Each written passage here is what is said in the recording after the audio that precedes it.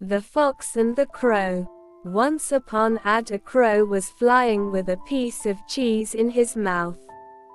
A fox saw the crow with the cheese in his mouth. The fox's mouth started watering. He thought, "I want to eat that delicious cheese. How do I get it from the crow?"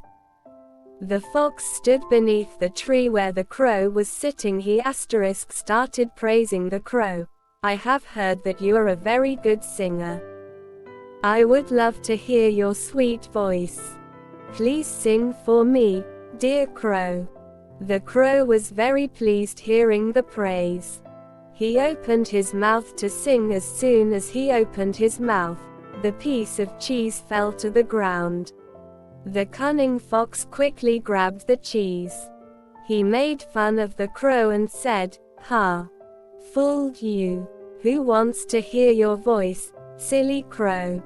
I just wanted this yummy cheese." The fox walked away happily eating the cheese, while the crow sat on the tree and cried silently. Moral of the story: do not trust flatterers.